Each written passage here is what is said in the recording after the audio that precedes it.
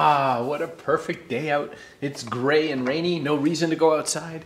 The kids are off at school. I've got my drink, which is tonic water, which throughout the day gets filled with gin. Just tonic water right now. Oh, it's perfect, it's ideal. I've got the computer, I'm all set up, I've got everything. That is not how people write. The ideal world doesn't exist. You can't always write into your little red Moleskine, and if it's not red, it's not the right one.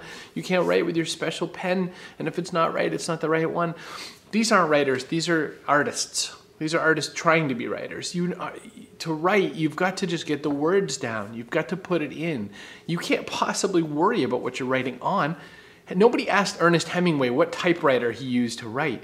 In fact, do you know what he wrote on? Sometimes he'd use typewriter, sometimes he'd use napkins, he'd use paper towels, he'd use the back of a bill that he hadn't paid. He would get his words down onto anything he could in the draft form so that he could get them written. This is how we've got to think about writing. The way I want to talk in this section is about how to get the writing done. In the first section, I talked a little bit about how to get your book promoted, what you might do, how to get it connected out there in the outside world. In the third section, we'll talk about, you've got the book sold, now how do you actually market it, what do you do with that? But this time, we're talking about writing, and it's going to be real, and we're just not going to lie to each other, okay? You've spent money on this project. You've spent money saying, I'm going to learn what this guy, Chris Brogan, thinks he can teach me. And I've finished 3 books and I'm on my way through my 4th. I can tell you that I know what it takes to be determined and get the writing done, no matter what the case is. So let's be real with each other. Let's cough if we have to. This is not meant to feel like a studio set. This is where I do some of my writing. Guess where I do some of my writing too? I do it in the car. I do it using my phone to record audio to remind myself to get stuff done later. I do it while I'm waiting to pick up my kid at school. You write everywhere. You write anywhere you can. You write all the time if you can. You sneak the time. You get it in there. I am not willing to hear your excuses about time. I've got 2 kids.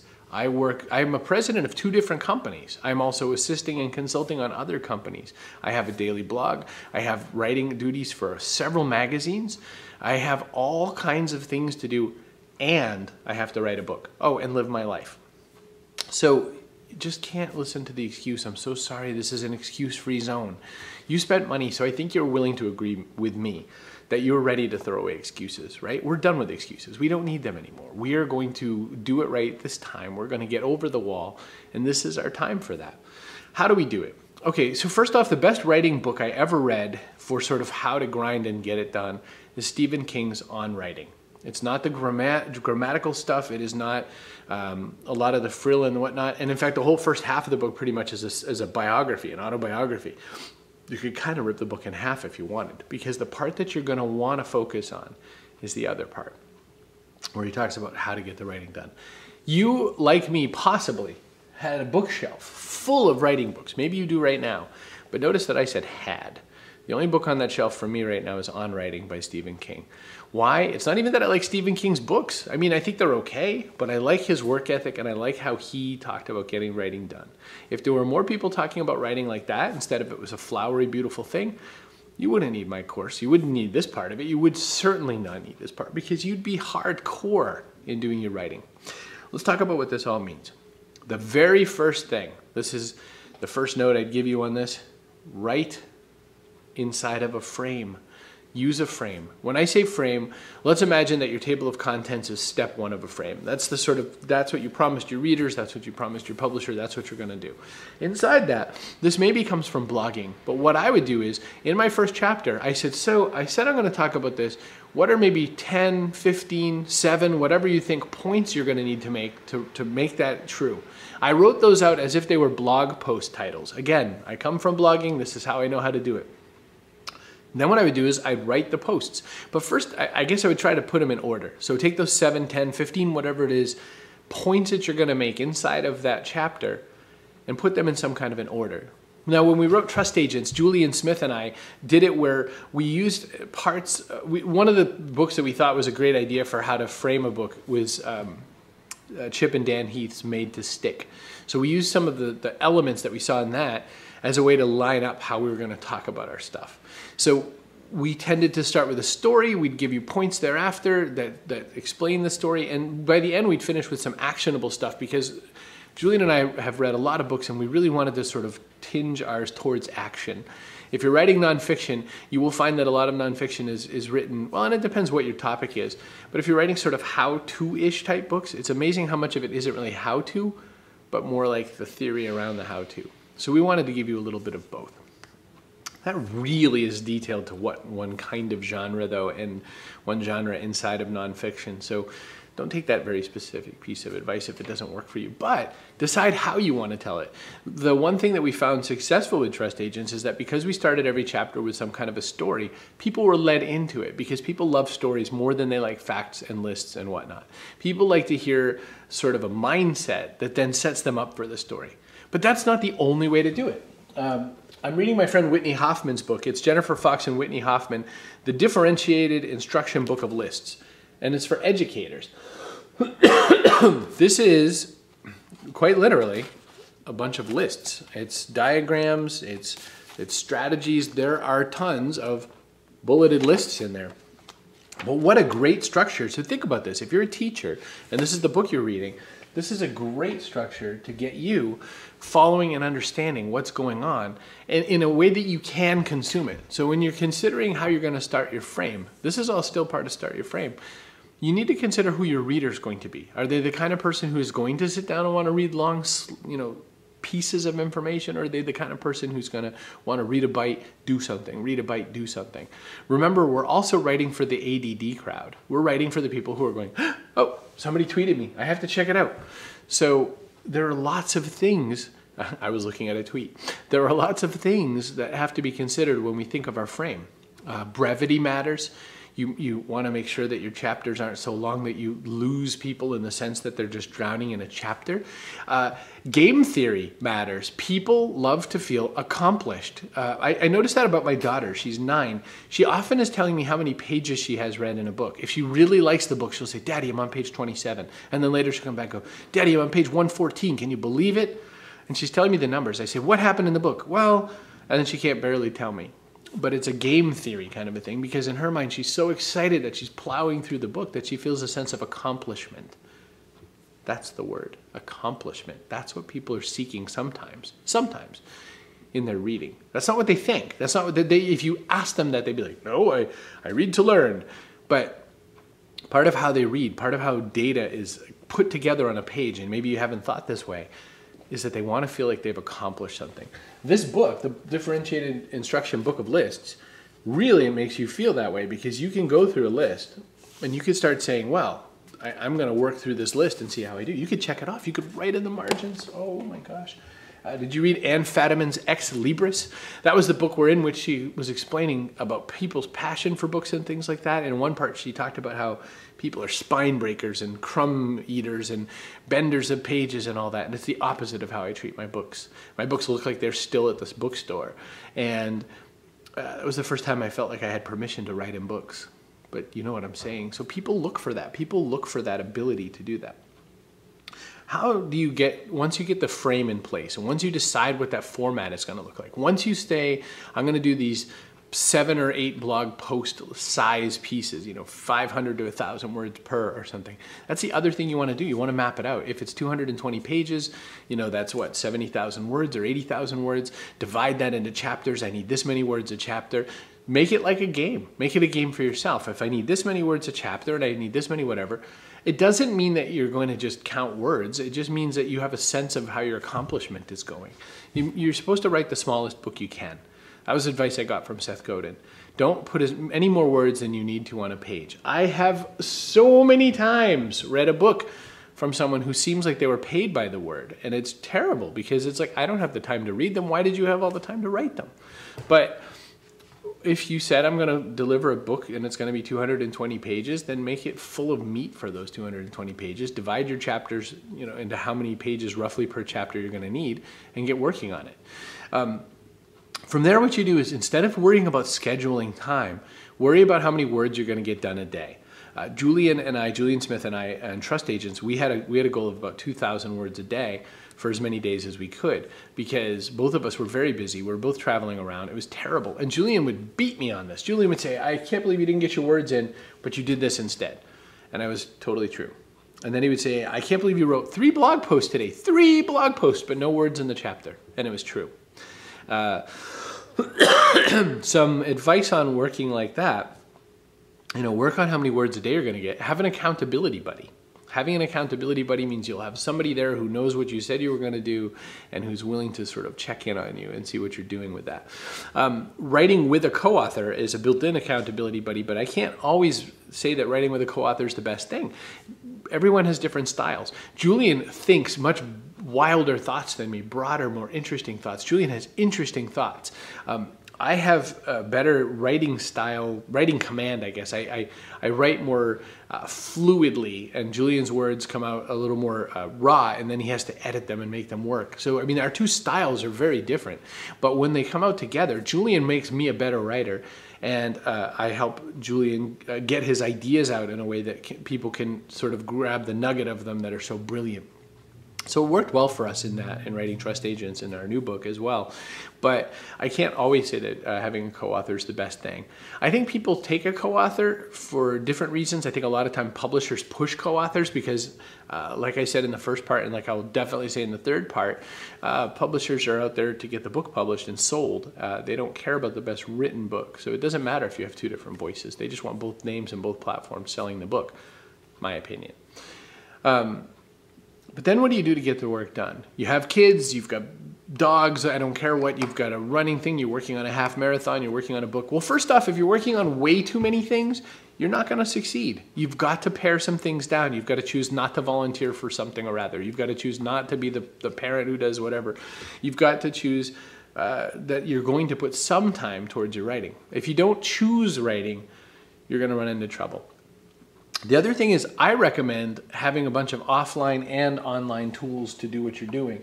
It's great if you have your little Moleskine and you're writing yourself little notes all the time and you've captured some storylines and some ideas that you're going to cover. It's wonderful. But remember that Moleskine doesn't translate, so you have to write it twice if you do that. That eats time. So I try to do as much of my work digitally as I can. It's a digital world. Maybe your hand feels so much better when it flows on the page. Maybe free writing gets you greater ideas, but everything you free write has to be typed. And unless you're paying somebody to do transposition, that's you. So you're doing twice the work. So what do I use instead? I use a bunch of web-based tools so that I can use them on any computer. I like to write in Google Docs, which is at docs.google.com, docs.google.com, because I can pick it up anywhere there's a web browser. So again, remember that I need to have online access to see what I've already written, but it doesn't stall me out if I can't get to that access because I can write in something like Notepad or TextEdit. It doesn't matter where you put the words down, it's just you've got to transfer them to somewhere where you can get to them later. Google Docs is one. Another service that helps with these sorts of things is Dropbox. Dropbox is a place to allow files to move back and forth anywhere on the web, and so you can have copies of files where you can, anywhere you can access the internet, you can get these, and then also you can store them down onto a thumb drive or something. So what I'm looking for is the perfect blend of online and offline for my writing. I use Evernote to keep notes, evernote.com. It has an app that works on my Android phone. It could work on your iPhone. I think there might even be a BlackBerry version. There's Evernote on the web. There's Evernote for your desktop. So you can use it pretty much anywhere. This is great just for note taking. You could do audio notes in it, video notes if you want. You could do text, of course, photos. There's lots of different ways to use Evernote. So that's my systems. And now let's talk just a little bit about getting the writing done. Give me one quick second.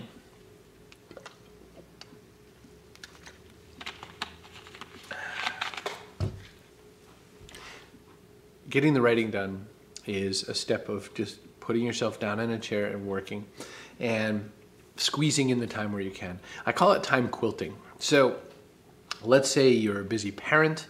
Let's say that means you've got to get your kids off to school and then you only have a half an hour to get to work. So you get to work and you start doing your email and stuff like that. I would never recommend robbing from your place of employment by robbing time, but there is time that you use for other things like coffee breaks and stuff like that. Use a little bit of that for writing. Take some of your lunch break and use some of that for writing. Yes, you have to eat. Bring a bag lunch. Use some of it for writing. Before you have to interface with the kids, maybe you can check with your significant other and get an extra half an hour somewhere here and there. What you're looking for is a bunch of 20-minute blocks, a bunch of half hours, a bunch of little times that you can clean together and make into your time to do your writing. What do you do with that time? Put words down.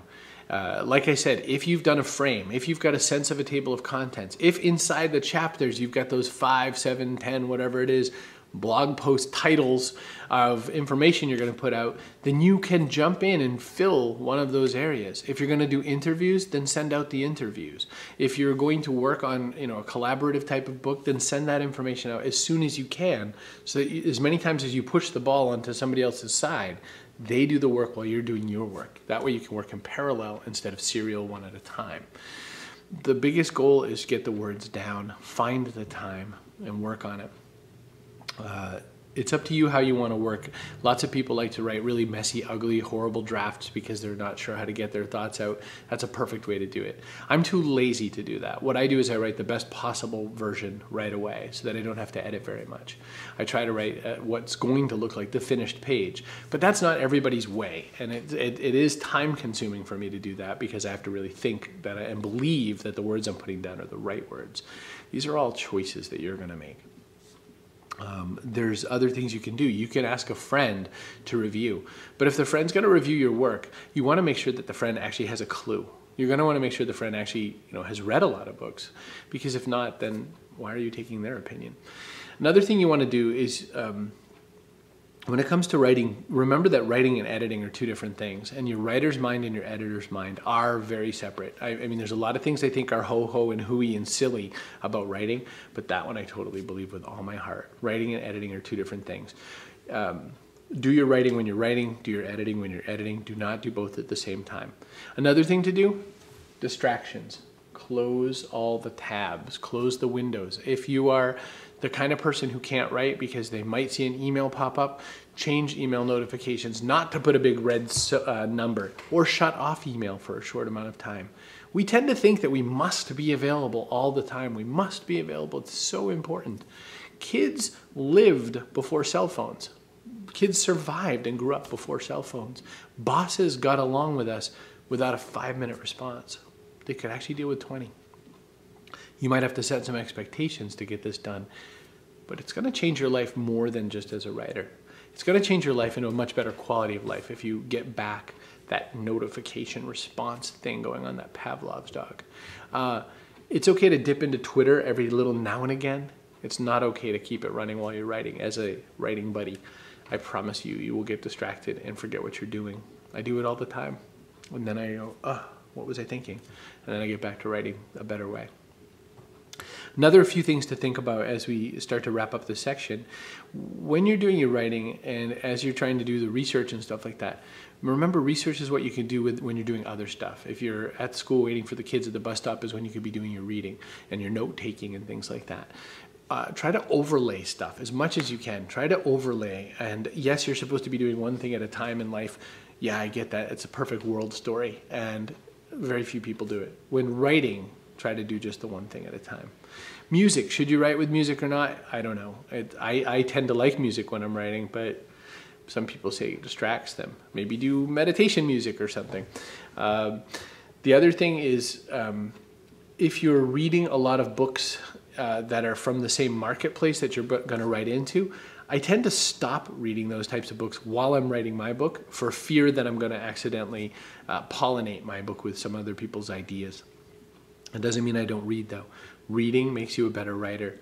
If you are writing all kinds of nonfiction, say you're writing legal stuff, then maybe don't read legal books for a little while, but read other books that are challenging, like historical fiction or something like that. Keep reading while you're writing. It helps fuel your writing skills. And finally, the other important thing to think about as we close this all up, don't allow yourself excuses.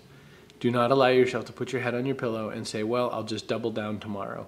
It never happens. It never does, and then things get pushed out. Worse things happen tomorrow that screw up, and then you have to do another day forward. Write what you need to write today. Get it done. If you do it, I'll do it. Well, I'll do it, I promise, okay? And that's what we have to talk about with regards to that.